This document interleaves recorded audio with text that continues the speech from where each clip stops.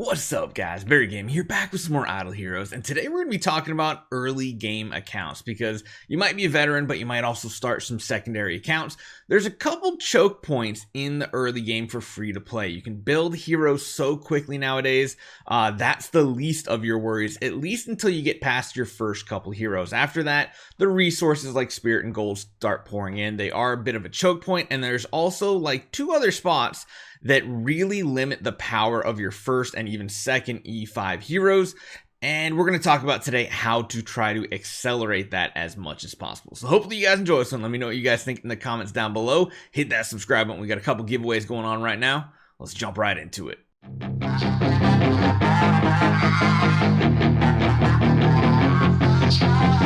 So for those of you guys who've been following our Fun to Play series, it's been a few days since we've actually had an actual episode of it, because it does get to a point where you kind of start slowing down. You've already built your first E5 hero, and you're even getting them way up there in void levels. Now, this doesn't come as fast typically. This is only because we started an account very early on in the Christmas New Year time. We have Chinese New Year coming up. Tons of Chords of Transcendence at the disposal. Typically, you'd be at least V1, maybe a little extra here. But you'll notice one of the biggest power losses here is just our levels. Like, we need to get our levels up, and if we don't get our levels up, well, we're going to be in some trouble, because that's where we get a lot of stats for every single level. Now, some people might try to force it. I mean, we have, like, you know, there's some things you can purchase like Spirit in Aspen Dungeon. Technically you can do Hand of Minus, but unless you're a high level and VIP, this right here is a very bad idea. It is not worth the gems to go after this. You're just gonna have to idle, and of course do things like your monthlies where there are some big chunks of gold. Get your broken spaces done, because that's going to take care of a couple of the issues, and it's also going to help you get your monster souls and your chaos stones. But yeah, you'll even notice here our monster, we already have it to level 90 now. Technically we can take it a little bit higher if we wanted to. Getting that 91st point is always nice, but gold is the big holdback, because our other strategy has been the monster. The monster is a huge power boost. Flat stats that get multiplied by all your percentage multipliers on your hero. That does add up very quickly here. And yeah, this is very important to unlock the actual aura down here, the runes. Sorry, the runes give tons of stats to your hero, better than even the auras. You do have to get up to level 120. So how do you actually accelerate this? Because of course you do get some resources in the chapter system, but one of the best places to actually accelerate your monster soul and chaos stone generation is from the brave trial. I know a lot of people save up for hero copies. In my opinion, I enjoy doing it very early on, going for the chests that have monster souls and chaos stones, because that is pretty much how we've gotten to such a high count here of both of these.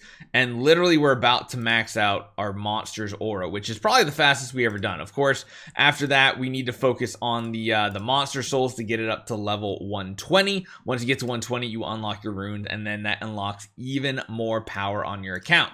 By pushing that progression, sorry, not achievements, to go down to here, you do have some checkpoints here that actually unlock additional rewards to help you kind of max this out. We'll hit this 4 aura, which will be nice because we'll get a big influx of those monster souls.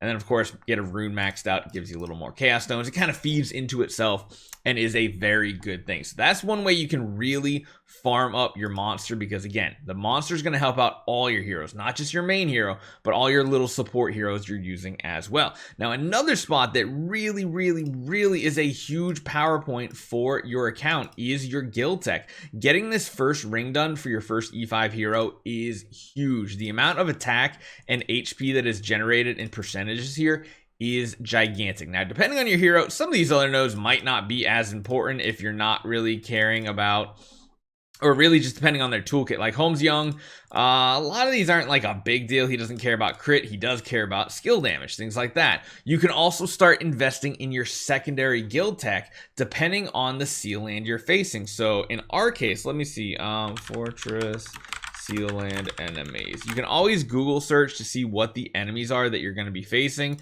And in our situation here, when you take a look at your seal lands, you're going to want to push one of them further than any other one. And that's actually going to be, I believe, Shadow is the enemy we face.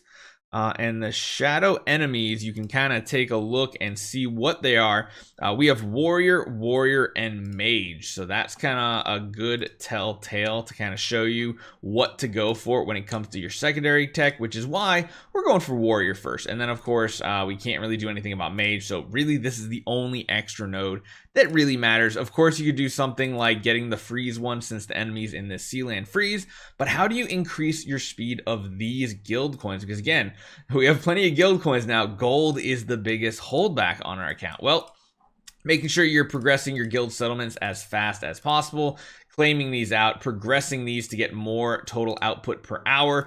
Absolutely, positively, never, ever, ever do this. Don't do this. Just don't. Just don't. Don't. I can't say it more. Don't. Because you're going to want support heroes eventually, and they might be in a different class than your main one, so you're not going to want to use the gold solid dust for that. Now, there is one way kind of that you can increase the generation of that, and that is with events like we have this week with the 30,000 guild coins that you can get from the 8,000 gem package. Now, I wouldn't just automatically buy this every time because, of course, like this week, we have Chinese New Year, the Spring Festival coming up. It's going to be a 2-week event, so there is time to generate a lot of resources during that event, but you kind of want to wait till Thursday because Thursday is the last day of the event to purchase this. This also has all the heroes in it, which is really cool. Actually, it has Mockman. It doesn't have Vulcan in it though, but you're getting glorious relics and you're getting 30,000 guild coins, which is a ton of progression. So that is another way that you can kind of speed up your process. And lastly, I want to talk about the gold situation, the gold and spirit. Because for a while there, spirit was the thing holding us back. Now it is gold, and we are progressing our chapter system. We'll get more of it here and there, but not like a huge amount. Actually, you know what? Yeah, we're close to doing a lot of these things right here. Wow. We might actually do some wishing coins this week just to get to this, because this will probably take us like 4 or 5 days. We should get it done during the event.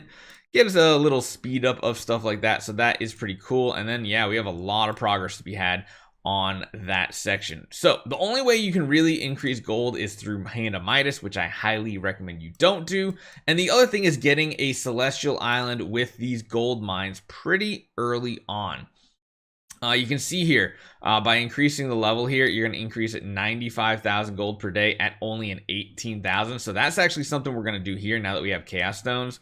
We're going to be upgrading this here. We want to just keep going as far as possible with these.